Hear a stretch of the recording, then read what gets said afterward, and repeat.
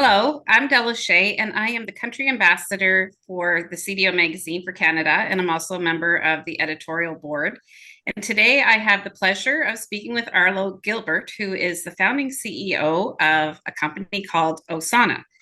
So thank you for joining me here today.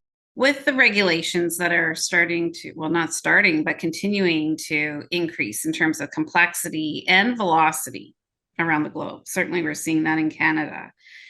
How do you see Osano playing a role in helping companies navigate that? And I want to kind of set this up because in our prior dialogue, we talked about what is my favorite framework. It's tried and true, which is the PPT framework, the people, process, and technology. It always works, whether it's for a data initiative or compliance initiative. I'm sure it would work in many other contexts. The one piece, though, that I think is probably the easiest in that whole paradigm, in my experience, is the process, is defining the process, is perhaps the least complex. And that's not to underestimate the amount of time and effort, but the people is a different challenge in terms of getting the right skills, the right people. There's a whole set of things there, the technology and all of the traditional historic things that you may have to deal with. But the process is one area that you potentially have more ability to exercise control around defining it. Yeah. I think the trick is making sure that those processes actually work and they work consistently. And relying on manual processes can be very challenging. So from an automation perspective, I'm interested in your thoughts in terms of the role of automation and process in that paradigm. Yeah. Well, not to get into sales mode, but right, Osano makes a suite of tools that really are designed to aid customers in each step of that journey. So we have consent management, right? All about asking permission before you take something from somebody. So that's a good beginning point for a lot of companies in their data privacy journey, because it's a pretty quick win. It gives the evidence gives that outside evidence that you're doing something, right? And that you've got a program. You can't stop there. We also have products that do subject rights management, data discovery, data mapping. We've got regulatory guidance products. So kind of soup to nuts, everything you might come to expect from other platforms that perhaps have been around a little longer than Osano. You'll get all the same stuff with us. And one of the things that we did early on is we had to decide whether we were going to be a company that would be opinionated. And when I say opinionated, I mean both about what is right to do and what is the right way to do it. And so Osano very regularly fires customers. Interesting. We're very nice about it. It's not you, it's me, right? But you want to do things that we feel are maybe ethically in the gray area. We don't want to be part of supporting Interesting. that. So we have frameworks we lay out for our customers. We have kind of an ordering of expectations of rolling out products. And a lot of our customers are in that North American mid-market where they're, maybe 5,000 employees. This may be one of the first times they've had to do anything in compliance at all. And so helping them to learn how to build that program is kind of a core piece of where we start. Now, once we figured out where they are in the journey, then it's all about supplying the software and increasing automation. And you asked about automation, right? Putting bodies on stuff worked great in 2018. When you got like one rights request per year and there was no regulatory enforcement happening. I mean, none of us knew when GDPR came out, right? Are they really going to do anything? And we've seen we've seen a massive uptick in size of fines, number of actions. And there are thousands of these actions that have happened that haven't made the news either, right? Like loads of companies out there that have gotten notices from DPAs that they're out of compliance and then given a cure period to go and fix it. And the DPAs have the courtesy not to go and make that front page news. So we have seen a really, just in the last, call it 12 months, almost a 10x uptick in the number of people who are understanding that they have rights and going to exercise those. So that has meant that a lot of customers who have that manual process in place of maybe a spreadsheet or a Jira workflow, they're suddenly realizing that that is not going to be sufficient.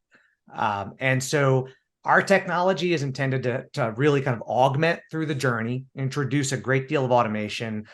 And I'm a big believer in better living through automation. I believe that when I turn on my Zoom, I have a light that automatically turns on. I'm a big fan of automatically doing things. I feel like it's the safest way to ensure that we don't make mistakes.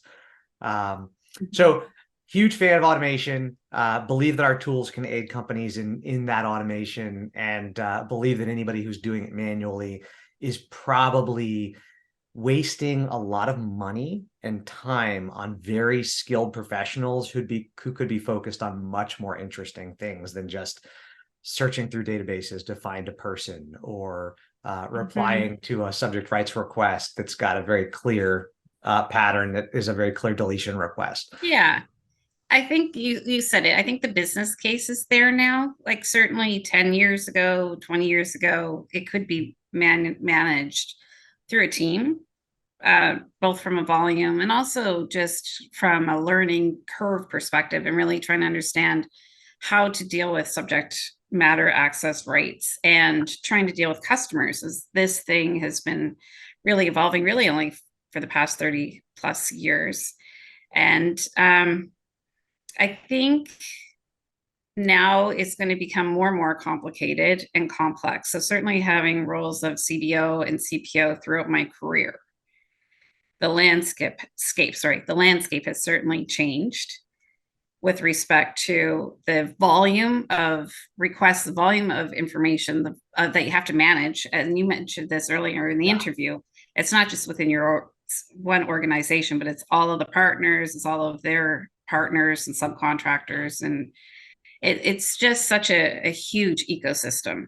So I think that it's going to continue to become more complicated with the hope of becoming more simple as well. So I think having tools and automation working in concert with the evolving challenges, including dealing with the velocity of data everywhere, Yeah. it's going to be really important to look at technologies to help us manage this. So I am hopeful. I think we have a big journey ahead of us.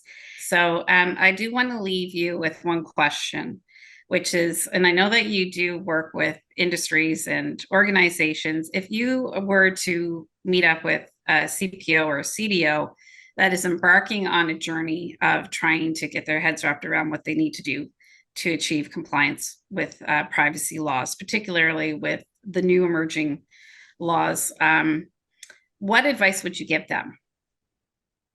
Well, I think the first thing is that we all get pretty hyper focused in the privacy. Privacy folks get pretty focused on the words in the regulations, right? And it's easy for us to forget that there is a lot of intent behind these regulations, and that the regulators themselves are all really nice people who are trying to do something important for their citizens. And most importantly is that there's no such thing as perfect. Right. And so Yes. don't let perfect be the enemy of the good enough. Right. It's always better to start building your program and just start doing the low-hanging fruit. Right. Get consent management in place, get a rights management product in place, even if it's an internal process. Just get started, and then you'll start evaluating and learning how things go. And then you can adjust your technology and your people plans as well.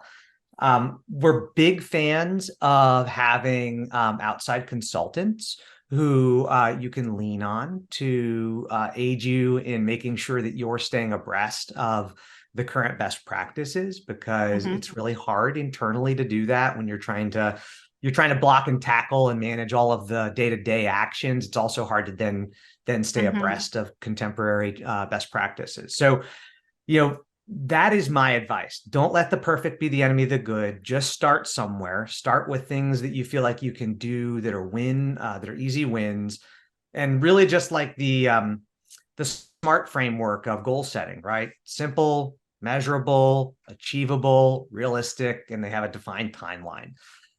Because it's easy to otherwise bite off a project of let's get compliant, and there's 10,000 people involved, but we're gonna do this big project, right? Break it into small pieces, make it something that you can measure, make it something you can report against, and don't expect to get compliant in a couple weeks or a couple months. This is a this is a multi-year journey, and it requires patience and good communications. And yeah, that would be my 2 cents. Wow, well, that's an excellent 2 cents that you provided to our audience today. And just to wrap up, I've mentioned this a few times. I love your kindergarten rules. Also, don't let the perfect be the enemy of good enough. That's really, really important. I think many of us get trapped in that. And then starting simple and looking after, one step at a time, looking for the low hanging fruit and having those quick wins. So this has certainly been an excellent discussion today. And for anyone, and thank you. And so if anyone would like to look at other interviews, please visit CDO Magazine. Thank you. Thanks, Della.